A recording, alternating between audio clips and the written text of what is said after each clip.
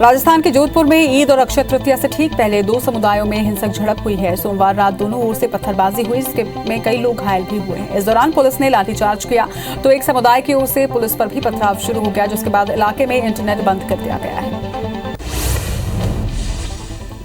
पत्थरबाजी में दो पुलिसकर्मी समेत उदम बंदर एसएचओ अमित सिहाग और डीसीपी ईस्ट भुवन भूषण यादव को भी चोट लगी है। बता दें कि पुलिस ने खदेड़ कर लोगों को घरों में भेजा। इसके बाद भारी संख्या में पुलिस बल ईदगाह रोड और जालौरी गेट चौराहे पर तैनात की गई। जालौरी गेट की ओर आने वाले कई रास्तों को बैरिकेडिंग लगाकर बंद किया गया है। घटना के बाद सीएम अशोक गहलोत ने ट्वीट कर कहा कि जालौरी गेट जोधपुर पर दो गुटों में झड़प से तनाव पैदा होना दुर्भाग्यपूर्ण है। प्रशासन को हर कीमत पर शांति और व्यवस्था बनाए रखने के निर्देश दिए गए हैं। मैं सभी पक्षों से मार्मिक अपील करता हूं कि शांति बनाए रखें और कानून व्यवस्था बनाने में सहयोग करें। जम्मू कश्मीर के अनंतनाग जिले में मस्जिद के बाहर मंगलवार को ईद की नमाज के बाद जमकर पत्थरबाजी हुई। प्रदर्शनकारियों ने सुरक्षा बलों पर पत्थर फेंके। इस घटना का एक वीडियो भी सामने आया, जिसमें कई लोग सुरक्षा बलों पर पत्थरबाजी करते नजर आ रहे हैं। मस्जिद के बाहर ईद उल फितर की नमाज के बाद कुछ असामाजिक तत्वों ने आजाद कश्मीर के नारे लगाए। इसके बाद सुरक्षा बलों ने दखल दिया तो उन प्रदर्शनकारियों ने उन पर पत्थरबाजी की। फिलहाल स्थिति नियंत्रण में है और इलाके में सुरक्षा को बढ़ा दिया गया है। पुलिस के मुताबिक ये मामूली झड़प थी। पीएम मोदी अपने यूरोप यात्रा के दूसरे दिन यानी कि आज डेनमार्क पहुंचेंगे। यहाँ पर डेनमार्क की राजधानी कोपेनहेगन में प्रधानमंत्री मेटे फेडरिक्सन के साथ मीटिंग करेंगे। इसके साथ ही Bharat Denmark round table conference में हिस्सा भी लेंगे और डेनमार्क में भारतीयों को संबोधित करेंगे। पीएम मोदी ने जर्मनी की राजधानी बर्लिन में रहने वाले भारतीय समुदाय को संबोधित किया। इस दौरान उन्होंने दुनिया भर में भारत की बढ़ती धमक के साथ देश में आ रहे नए बदलाव के बारे में बातचीत की। वहीं अपने संबोधन के बीच में कांग्रेस पर तंज भी कसा। पीएम मोदी ने कांग्रेस पर तंज कसते हुए कहा कि अब किसी भी पीएम को ये नहीं कहना पड़ेगा कि 1 रुपया भेजता हूं तो 15 पैसे पहुंचते हैं। उन्होंने कांग्रेस पर निशाना साधते हुए कहा कि वो कौन सा पंजा था जो 85 पैसे घिस लेता था। उनका इशारा पूर्व प्रधानमंत्री राजीव गांधी की तरफ था, जिन्होंने 90 के दशक में ये बयान दिया था। पीएम ने कहा कि पहले जहां जाइए वर्क इन प्रोग्रेस का बोर्ड लगा होता था, अब देश भी वही है, फाइल भी वही है, सरकारी मशीनरी भी वही है, लेकिन देश बदल गया है। अब भारत छोटा नहीं सोचता। भारत में इंटरनेट कनेक्टिविटी सबसे तेज है। अब 5G आने वाली है। उन्होंने ये भी कहा कि भारत आज छोटा नहीं सोचता। रियल टाइम पेमेंट में सबसे अधिक भागीदारी भारत की है। भारतीयों को संबोधित करते हुए उन्होंने कहा कि आप जो देश छोड़कर आए थे वो बहुत बदल चुका है। अपने संबोधन में प्रधानमंत्री ने योग का भी जिक्र किया। उन्होंने कहा कि हमारा योग, हमारी ट्रेडिशनल मेडिसिन हमारी ताकत है। भारत के ऋषि मुनियों की योग की इतनी ताकत है कि आप नाक पकड़ना सिखाकर भी डॉलर कमा सकते हैं। पूर्व पेट्रोलियम सचिव तरुण कपूर को प्रधानमंत्री नरेंद्र मोदी का सलाहकार नियुक्त किया गया है। पेट्रोलियम मंत्रालय की ओर से सोमवार को इस संबंध में जारी एक आदेश में ये जानकारी दी गई। तरुण कपूर भारतीय प्रशासनिक सेवा के 1987 बैच के हिमाचल प्रदेश कैडेट के अधिकारी हैं। गृहमंत्री अमित शाह ने थर्मल प्लांट्स में कोयले की कमी से कई राज्यों में बिजली गुल होने के बीच कोयला, पावर और रेल मिनिस्ट्री के अफसरों के साथ मीटिंग की। इसमें कोयला मंत्री प्रहलाद जोशी और ऊर्जा मंत्री आर.के. सिंह भी मौजूद रहे। गृहमंत्री ने कोयले की सप्लाई और प्रोडक्शन का एक रिव्यू किया, जिसमें ये जानकारी निकलकर सामने आई है कि बिजली की खपत 20% बढ़ चुकी है। जेल में बंद निर्दलीय सांसद नवनीत राणा और उनके विधायक पति रवि राणा की जमानत पर निचली अदालत ने फैसला सुरक्षित रखा है। सोमवार को कोर्ट पूरा ऑर्डर नहीं लिख पाई, इस वजह से फैसला नहीं हो सका है। मंगलवार को छुट्टी है और ऐसे में आदेश 4 मई की सुबह यानी कि कल आएगा। भारतीय सेना और जम्मू कश्मीर पुलिस ने लश्कर-ए-तैयबा के एक आतंकी मॉड्यूल का भांडाफोड़ किया। इसके साथ ही सोपोर के गांव में 3 आतंकवादियों को गिरफ्तार किया गया। गिरफ्तार आतंकी कई स्थानों पर गैर स्थानीय मजदूरों की हत्याओं और ग्रेनेड हमलों की योजना बना रहे थे। जम्मू कश्मीर पुलिस और भारतीय सेना ने अंतरजिला नार्को आतंकी मॉड्यूल का भांडाफोड़ किया। पुलिस ने बारामूला से आतंकवादियों के 2 सहयोगियों को 1.5 करोड़ रुपए की हीरोइन के साथ गिरफ्तार किया है। उनके पास से हथियार और गोला बारूद भी बरामद हुए हैं। ये जानकारी जम्मू कश्मीर पुलिस ने दी है। भारत में कोरोना के मामले अब तेजी से बढ़ रहे हैं। देश में 24 घंटे के अंदर कोरोना के 2568 नए मामले सामने आए, जबकि कोरोना से 20 लोगों की मौत हुई है, जिसके बाद एक्टिव मरीजों की संख्या 19,137 पर है। वहीं 2,911 लोग कोरोना से ठीक भी हुए हैं। दिल्ली में भी कोरोना के मामले अब बढ़ रहे हैं। 24 घंटे के अंदर 1076 नए कोरोना मरीज सामने आए, तो वहीं 1329 स्वस्थ होकर डिस्चार्ज हुए। हालांकि संक्रमण से किसी की भी मौत दर्ज नहीं की गई है। इसके बाद एक्टिव मरीजों की संख्या 5744 पर है। उनका इलाज जारी है। आज से गंगोत्री और यमुनोत्री धाम के कपाट श्रद्धालुओं के लिए खुल रहे हैं। गंगोत्री धाम के कपाट खोल दिए गए तो वहीं दोपहर 12:15 बजे यमुनोत्री धाम के कपाट भी पूरे विधि विधान के साथ श्रद्धालुओं के लिए खोल दिए जाएंगे। इसके साथ ही आधिकारिक रूप से 4 धाम यात्रा शुरू हो जाएगी। दुर्गापुर पहुंचे स्पाइस जेट की फ्लाइट के तूफान में फंसने से 3 क्रू मेंबर सहित 14 लोग घायल हुए हैं। इनमें से 2 अब भी आईसीयू में हैं। वहीं विमान में 2 पायलट, 4 केबिन क्रू समेत 195 लोग सवार थे। हादसे के बाद डीजीसीए ने फ्लाइट के crew members, aircraft maintenance engineer और मेंटेनेंस कंट्रोल सेंटर के इंचार्ज को हटा दिया है। खरगोन में आज पूरे दिन कर्फ्यू रहेगा। जिले में सभी धार्मिक स्थल भी बंद रहेंगे। ईद की नमाज घरों में ही अदा की जा रही है। वहीं परशुराम जयंती भी घर में ही मनाई जा रही है। आयोजनों पर भी प्रतिबंध लगाया गया है। दोनों समाज की बैठक में यह फैसला लिया गया। तो वहीं शहर में शांति व्यवस्था को बनाए रखने के लिए 1300 पुलिसकर्मी तैनात किए गए हैं। सीएम शिवराज सिंह चौहान ने गुफा मंदिर में भगवान परशुराम की प्रतिमा का अनावरण किया। इस दौरान उनके साथ अवधेशानंद गिरी महाराज, पूर्व केंद्रीय मंत्री सुरेश पचौरी, पूर्व मंत्री पीसी शर्मा भी मौजूद रहे। सभी अतिथि रथ पर सवार होकर कार्यक्रम स्थल पर पहुंचे। परशुराम जयंती पर आयोजित कार्यक्रम को संबोधित करते हुए सीएम शिवराज सिंह चौहान ने कहा कि उनका जन्म तब हुआ जब समाज में अराजकता बढ़ रही थी। भगवान ने दुष्टों के खिलाफ अस्त्र उठाया। समाज में आज भी असामाजिक तत्वों के लिए कानून का सहारा लेना पड़ता है। भगवान परशुराम प्रेरणा देते हैं कि दुष्टों को कुचल देना चाहिए। ऐसे दुष्टों को कुचलने का अभियान जारी रहेगा। सीएम शिवराज सिंह चौहान ने कहा कि मंदिर की जमीन नहीं बिकनी चाहिए। इसके लिए समिति बनाई जाएगी। मंदिरों का संचालन पंडित करें, व्यवस्था करें। सरकार का कोई हस्तक्षेप नहीं होगा। संस्कृत पढ़ने वाले बालकों को स्कॉलरशिप दिए जाने की बात भी उन्होंने कही। सीएम शिवराज सिंह चौहान ने कहा कि समाज धर्म के कल्याण के लिए हमने संस्कृत के शिक्षकों की भर्ती शुरू की है। ये अभियान आगे भी जारी रहेगा। जब तक पद नहीं भरेंगे तब तक के लिए अतिथि शिक्षक रखे जाएंगे। सीएम भूपेश कल से विधानसभा क्षेत्रों का दौरा करेंगे। मिशन 2023 की तैयारियों के मद्देनजर ये दौरा बेहद अहम माना जा रहा है। इस दौरान सीएम भूपेश योजनाओं की जमीनी हकीकत को लेकर लोगों से फीडबैक लेंगे। साथ ही आंगनबाड़ी से लेकर थाने और तहसील भी जाएंगे। मध्य प्रदेश में 21 मई को कांग्रेस विधायक दल की बैठक रखी गई है। इसकी अध्यक्षता नेता प्रतिपक्ष गोविंद सिंह करेंगे। बैठक में विधानसभा चुनाव को लेकर विधायकों को जिम्मेदारी सौंपी जाएगी। इस मौके पर पीसीसी चीफ कमलनाथ और दिग्विजय सिंह मौजूद रहेंगे। भोपाल की ईदगाह में ईद की पहली नमाज पढ़ी गई। हजारों की तादाद में नमाजी ऐतिहासिक ईदगाह परिसर पहुंचे। 2 साल बाद ईद के मौके पर ये रौनक दिखी और सभी के चेहरे पर इसकी खुशी साफ जाहिर हो रही थी।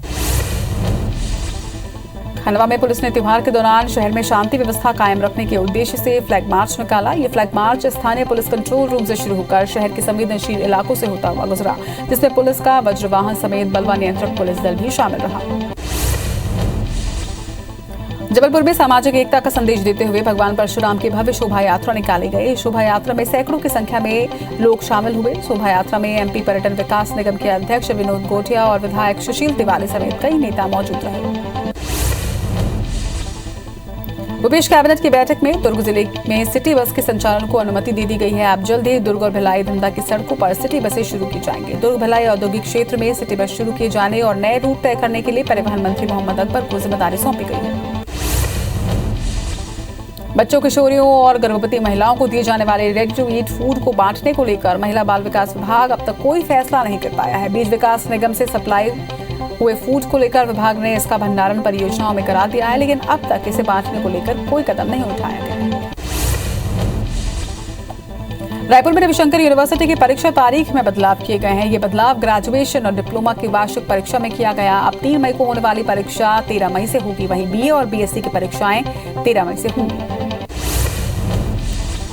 बिलासपुर के नगर पंचायत भटगांव में सरकारी स्कूल में बनाए जा रहे दुकान के विरोध में हाई कोर्ट में सुनवाई हुई, जिसके बाद कोर्ट ने समर वेकेशन के बाद सुनवाई करने का फैसला लिया है। सोमवार को शासन की ओर से जवाब प्रस्तुत करना था, लेकिन जवाब नहीं आ सका।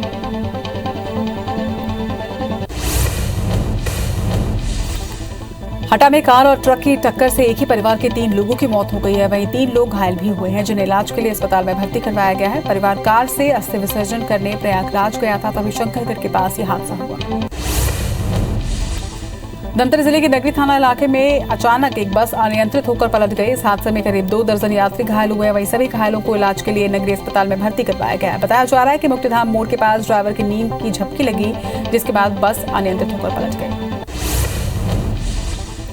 ग्वालियर में एक सांड ने बुजुर्ग महिला पर हमला कर दिया। हमले में महिला गंभीर रूप से घायल हुई है और इलाज के दौरान महिला की मौत हो गई। वहीं नगर निगम में आवारा पशुओं को लेकर कोई ठोस कार्रवाई नहीं कर रहा, जिससे कई सवाल अब खड़े हो रहे हैं। इधर पुलिस ने मामला दर्ज कर जांच शुरू कर दी है।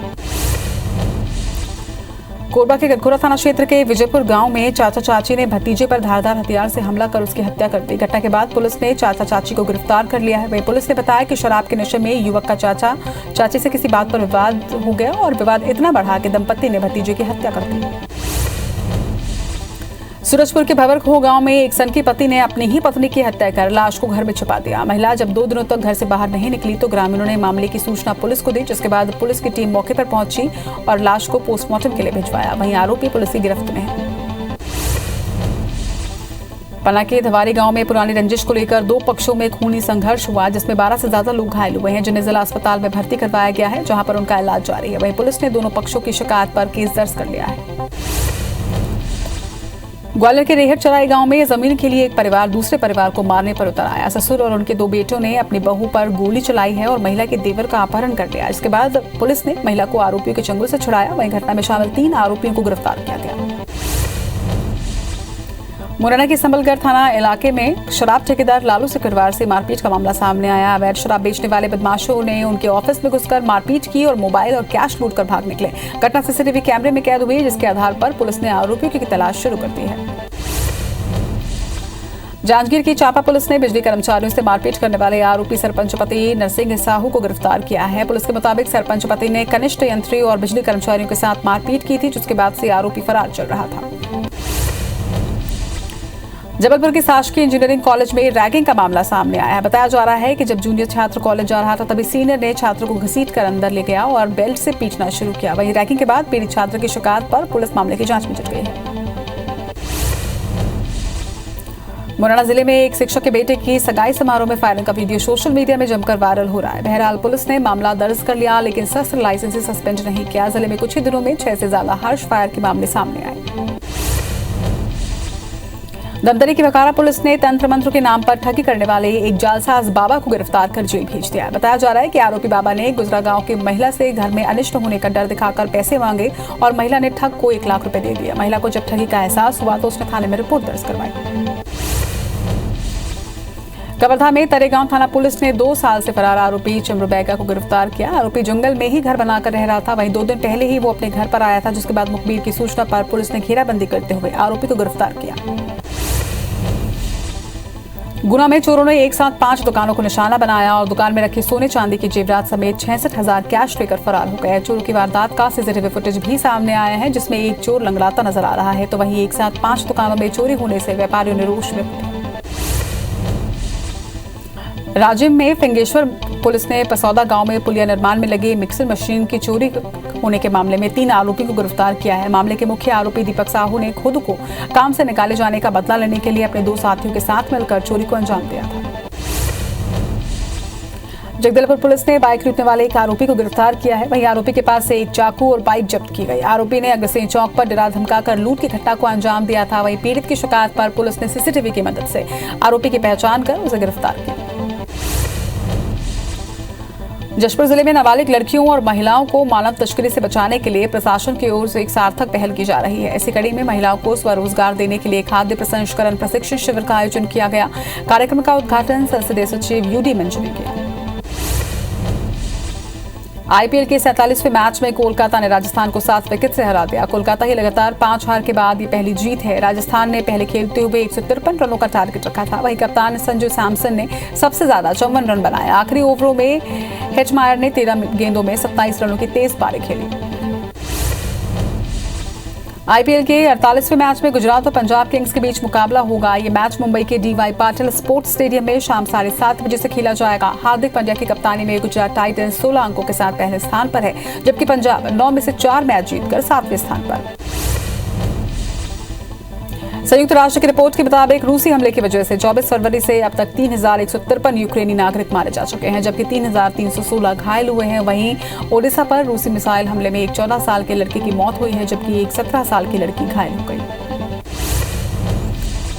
यूक्रेन के राष्ट्रपति जेलेंस्की ने रूस के विदेश मंत्री पर तंज कसते हुए कहा कि वो सेकेंड वर्ल्ड वॉर के सभी सबक भूल गए हैं। दरअसल रूसी विदेश मंत्री सर्गेई लावरोव ने बीते दिनों जेलेंस्की की तुलना जर्मन तानाशाह एडोल्फ हिटलर से की थी। लावरोव ने कहा कि हिटलर और जेलेंस्की दोनों नाजी हैं और उनमें यहूदी खून है। ब्रिटेन के प्रधानमंत्री ने यूक्रेन को $37.5 करोड़ की सैन्य मदद भेजने की बात कही है। ब्रिटेन यूक्रेन को इलेक्ट्रॉनिक वॉर इक्विपमेंट और एक काउंटर बैटरी रडार सिस्टम भेजेगा। वहीं यूएन और रेड क्रॉस के सपोर्ट से मारियुपोल में फंसे लोगों को निकालने का सिलसिला आज भी जारी रहेगा। पीएम मोदी अपनी यूरोप यात्रा के दूसरे दिन यानी कि आज डेनमार्क पहुंचेंगे। यहां पर वो डेनमार्क की राजधानी में प्रधानमंत्री मेटे फ्रेडरिक्सन के साथ मीटिंग करेंगे। इसके साथ ही Bharat Denmark round table conference में हिस्सा लेंगे और डेनमार्क में भारतीयों को संबोधित भी करेंगे। पीएम मोदी ने जर्मनी की राजधानी बर्लिन में रहने वाले भारतीय समुदाय को संबोधित किया। इस दौरान उन्होंने दुनिया भर में भारत की बढ़ती धमक के साथ देश में आ रहे नए बदलाव के बारे में बातचीत की। वहीं अपने संबोधन के बीच में कांग्रेस पर तंज भी कसा।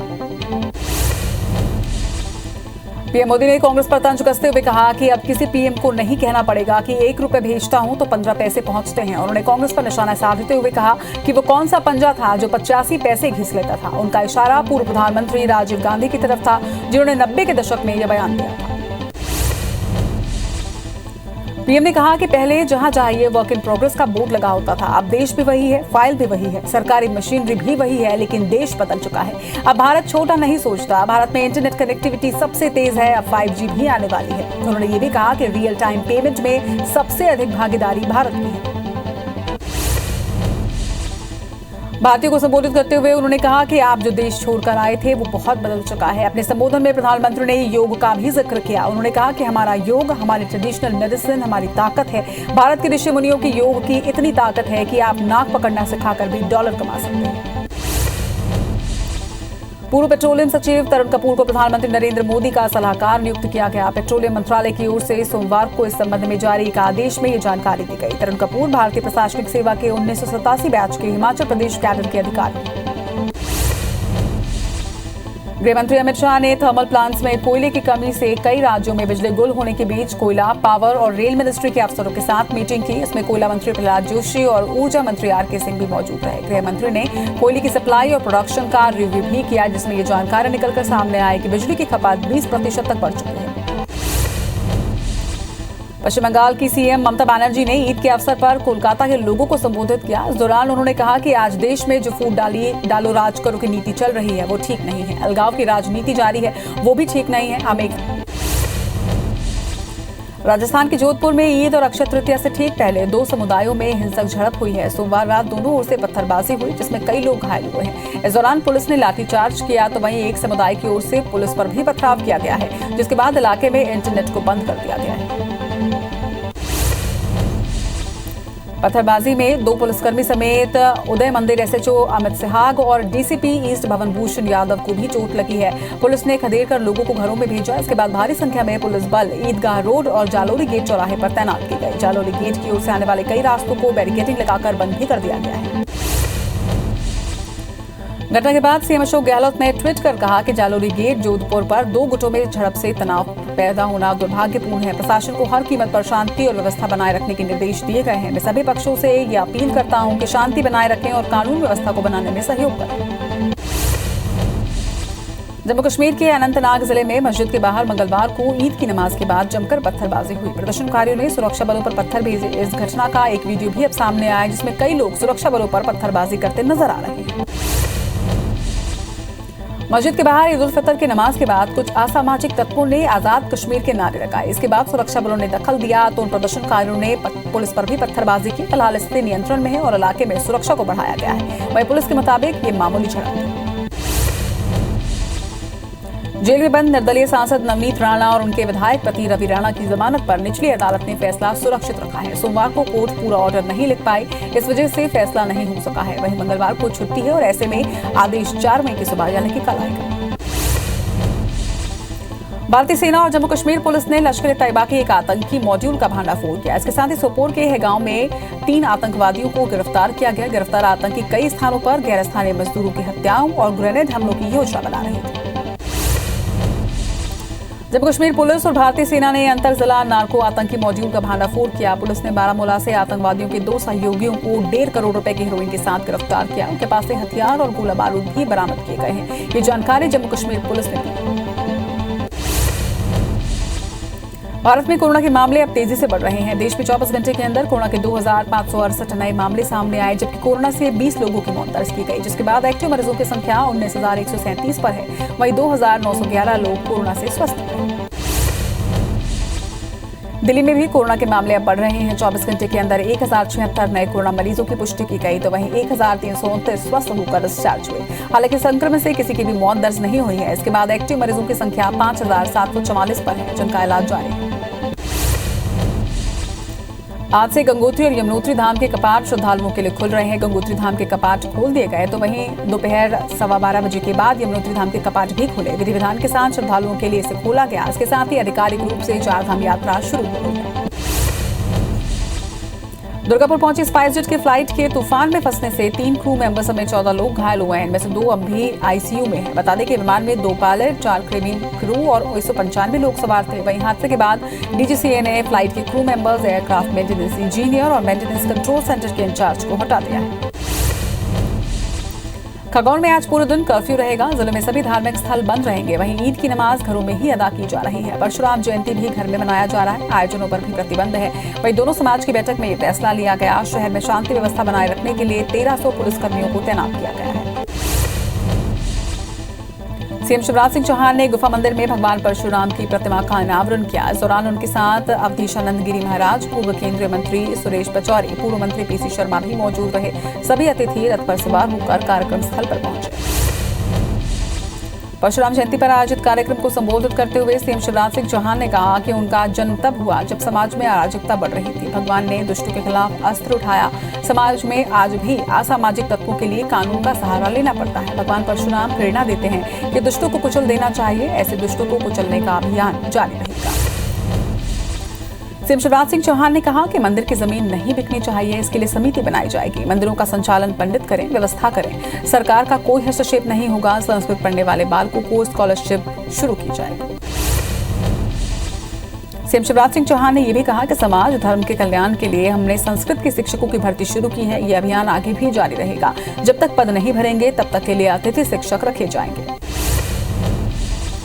सीएम शिवराज सिंह चौहान ने बड़ी घोषणा की है। उन्होंने कहा कि भगवान परशुराम के चरित्र को पाठ्यक्रम में शामिल किया जाएगा। इसके लिए पाठ्यक्रम समिति को बुलाकर तत्काल निर्देश देने की बात उन्होंने कही। वहीं मंदिर से लगी हुई जमीन सरकार नीलाम नहीं करेगी। पुजारियों का मानदेय भी तय किया गया।